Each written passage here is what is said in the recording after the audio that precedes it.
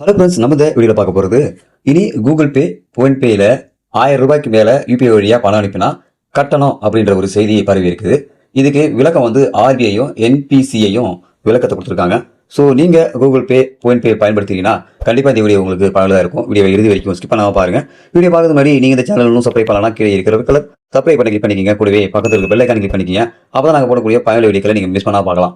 வாங்க வீடியோக்குள்ள போகலாம். கடந்த சில நாட்களாக யூபிஐ வழியாக ரூபாய் 1000க்கும் மேல் பண பரிமாற்றம் செய்தால் கட்டணம் விதிக்கப்படும் என்று பயனர்களை எச்சரிக்கும் மெசேஜ்களும் சோசியல் மீடியா பதிவுகளும் வெளிவந்து கொண்டிருக்குது. இது தங்கள் மாதாந்திர செலவுகளை செலுத்த கூகுள் பே, ஃபோன்பே, பேடிஎம் போன்ற யூபிஐ ஆப்புகளை பயன்படுத்தும் மக்களிடையே தேவையற்ற பீதியை ஏற்படுத்தியுள்ளது. ஆனால் இது குறித்து அரசாங்கம் என்ன சொல்லுதுன்னு பார்த்தீங்கன்னாக்கா, இந்திய அரசும் என்பிசிஐயும் பரிவர்த்தனை தொகையை பொருட்படுத்தாமல் யூபிஐ பரிவர்த்தனைகளான வாடிக்கையாளர்களுக்கு எப்போதுமே போல கட்டணமின்றி இருக்கும் என்று அறிவித்துள்ளது. மேலும் இப்போதைக்கு யூபிஐ கட்டணங்கள் குறித்து எந்த அறிவிப்பும் இல்லை என்பதையும் உறுதிப்படுத்தியுள்ளது.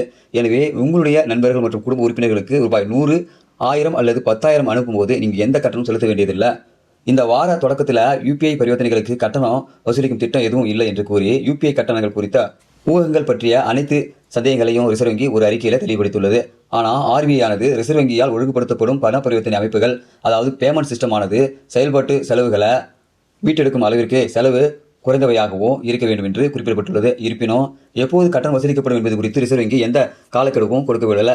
என்பிசிஐயின் படி யூபிஐ வழியிலான பண பரிமாற்றங்களுக்கான பயனர்களுக்கு எந்த கட்டணமும் இல்லை. இருப்பினும் பின்வரும் சந்தர்ப்பங்களில் கட்டணங்கள் விதிக்கப்படும். உங்கள் வங்கி கணக்கிலிருந்து ப்ரீபெய்ட் பேமெண்ட் இன்ஸ்ட்ருமெண்ட் அல்லது வாலெட்டுகள் என்று பிரபலமான அறியப்படும் லூடுகளுக்கு நீங்கள் பணம் அனுப்பும்போது பரிவர்த்தனை தொகை ரூபாய் 2000க்கு மேல் இருந்தால் கட்டணம் இருக்கும். மேலும் இந்த கட்டணங்களை வணிகர்களே ஏற்பார்கள், வாடிக்கையாளர்களுக்கு அல்ல.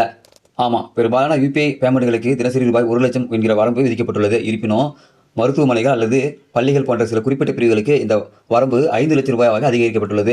வாடிக்கையாளர்கள் பாதுகாப்பு உறுதி செய்வதற்கும் யூபிஐ அமைப்பு சீராக செயல்படுவதற்கும் இந்த வரம்புகள் விதிக்கப்பட்டுள்ளன. இதன் பொருள், நீங்கள் 1 லட்சம் வரை தாண்டினால் உங்களிடம் கட்டணம் வசூலிக்கப்படும் என்பதல்ல. நீங்கள் யூபிஐ பயன்படுத்தி ஒருவருக்கு பணம் அனுப்பினால் எந்த கட்டணம் வசூலிக்கப்படாது. என்பிசிஐ ஆனது வணிகர்களிடமிருந்து பேமெண்ட்களுக்காக ஒரு பரிமாற்ற கட்டணத்தை வசூலிக்குது.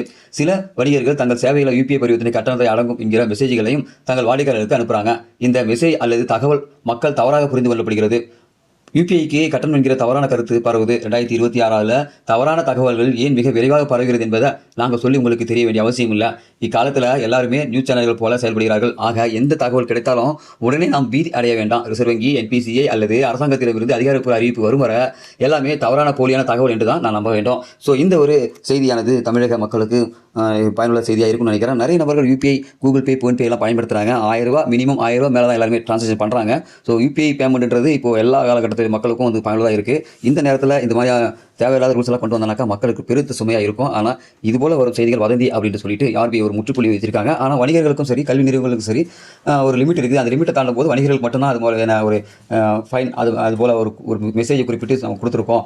மற்ற மக்களுக்கெல்லாம் கிடையாது அப்படின்ற ஒரு தெளிவான விளக்கத்தை சொல்லியிருக்காங்க. இந்த ஒரு செய்தியானது யூபிஐ பயனர்களுக்கு மிகுந்த யூஸ்ஃபுல்லான ஒரு செய்தியாக இருக்கும்னு நினைக்கிறேன். யூஸ்ஃபுல்லான செய்தியாக இருந்தால் லைக் பண்ணுங்கள், உங்கள் நண்பர்களுக்கும் ஷேர் பண்ணுங்கள். இது போல பயனுள்ள வீடியோக்களை நீங்கள் தொடர்ந்து பார்க்கணும்னாக்கா நம்ம யூடியூப் சேனலில் சப்ஸ்கிரைப் பண்ணுங்கள். வீடியோ சந்திக்கலாம். அதுவரை மனிதர் மதிப்போம், மனிதரை காப்போம். நன்றி.